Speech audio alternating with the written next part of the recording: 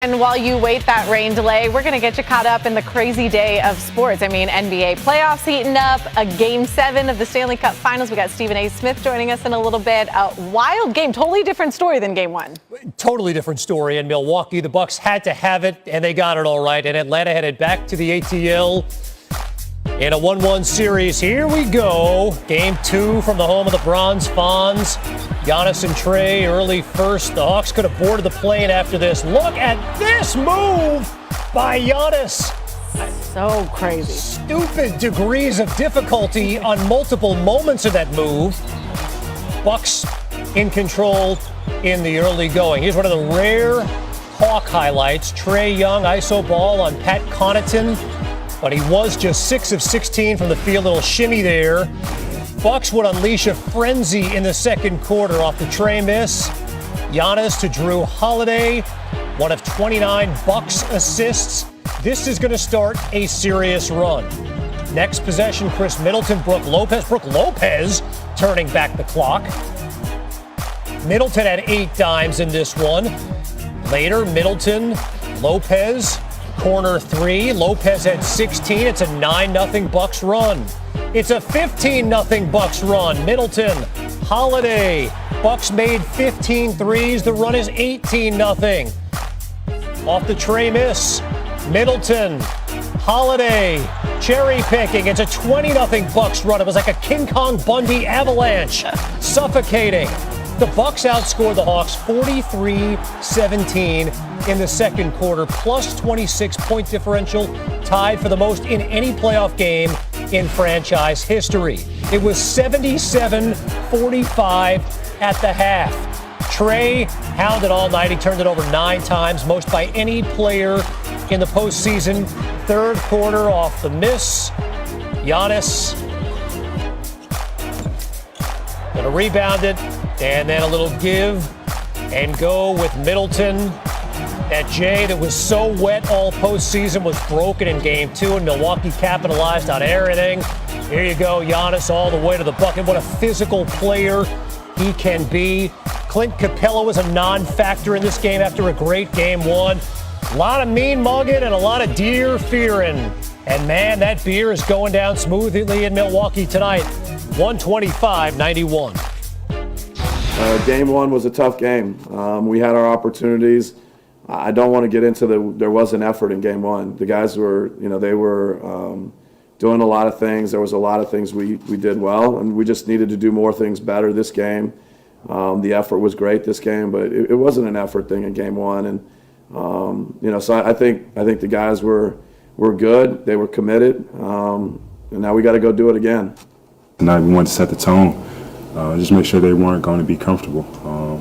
We wanted to be physical with them, do without fouling the course. That was just the main message tonight. It's just the aggressiveness that we didn't have from Game 1 needs to be here Game 2. We're going to have to play harder. That intensity that they came out with, it wasn't a surprise to us. But they showed that there's another level that we have to get to. And they totally just dominated the entire game. I mean, I take complete responsibility for what happened tonight. Taking care of the ball is something I got to be better at, and I will be better at it. So it's really just they just upped their physicality tonight, and we got to do the same. We'll get a chance in Game 3. Giannis extended his postseason streak of 25-point games on 55% shooting to 5 on Friday. Over the last 30 postseasons, the only dude to do that, Shaq. Giannis arguably playing the best ball of his career this postseason. He scored over 25 in a playoff career best 7 straight games, and the Bucks even the series at 1. We now welcome Stephen A. Smith to the show. Stephen A., Trae Young was coming off a 48-point performance in Game 1. Unstoppable. Tonight, totally different story. The Bucks just stopped him cold. What changed? They big boyed him. They really, really attacked him. They created a lot of turnovers. The Atlanta Hawks didn't come out prepared for Game 2. It was almost as if they had the attitude, we got Game 1, so we did what we came here to do. We're good. And so they were sloppy. They were careless with the basketball. And here's all you need to know. Their leading scorer was Trae Young, who shot 37% from the field, had his worst offensive outing in this postseason, and was a minus 29 on the basketball court. That doesn't take into account that they were outscored 43-17 in the second quarter, 32 points in the first half. This was complete and utter domination with the Milwaukee Bucks saying, we are the big boys. We understand how great you are, but you're a miniature dynamo, and we're not going to let you beat us. We're going to force somebody else to do it. And they were ill-equipped to do so with Trae Young having such a struggling evening. Yeah. Really, pretty simple. At no point was it even close. If you're Nate McMillan, what would be your biggest concern looking at that game? Well, your biggest concern is the size advantage and the fact that you've got to do something about Giannis Antetokounmpo being able to go downhill whenever he pleases. Because what he's going to do is he's going to put himself in a situation where he's going to back up, he's going to purview the landscape of the interior, and then what he's going to do is going to attack the basket. And he's either going to lay the ball in, he's going to kick it out to an open three-point shooter, or he's going to make or miss the shot. That's really what it is. And one of the things that's very, very dangerous about what I saw tonight is that Giannis, even though he launched a three at the end of the first half, he was pretty content with just attacking the basket and scoring that way.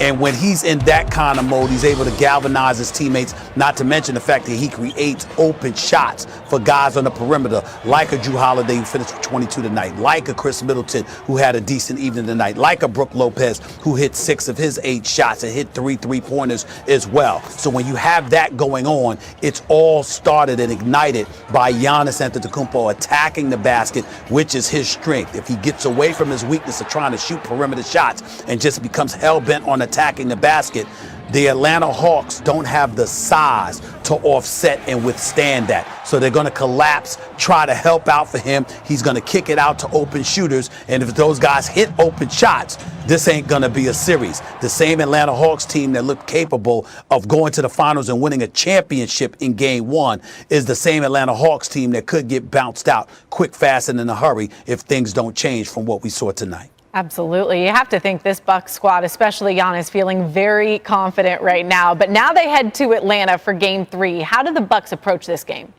Well, they got to take with the same mentality they have for game 2. This ain't game 52 or 55 of the regular season. This is the Eastern Conference Finals. A berth to the NBA Finals is at stake. And all they got to do is recall what transpired a couple of years ago. They had a 2-0 lead on Kawhi Leonard and the Toronto Raptors.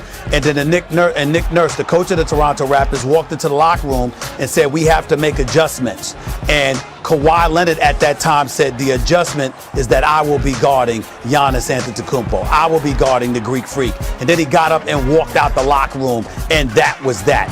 That's the kind of stuff that you want to see. The problem is the Atlanta Hawks don't have the personnel to make such a declaration and then back it up on the defensive end of the floor. Offensively, they can make a lot of noise because they can hit perimeter shots. Trae Young can create some problems for a lot of people that are trying to suffocate him and defend him. And if the Milwaukee Bucks don't trap him with a level of frequency, then he'll find himself in one-on-one situations where he could draw fouls, get the right guys out of the game, and that'll free him up to be in attack mode. That's pretty much what the Atlanta Hawks have at their disposal. They had that coming at their disposal into this series. They were smaller, but they could really, really shoot. They could play. They could hit shots from the perimeter. They're going to have to do that against the Milwaukee Bucks, and they're going to have to pray that those guys that Giannis kicks it out to either can't hit open three-point shots, or you just stay at home and let Giannis kill you with 2-point shots all day long while you key up on everybody else and you hit threes and hope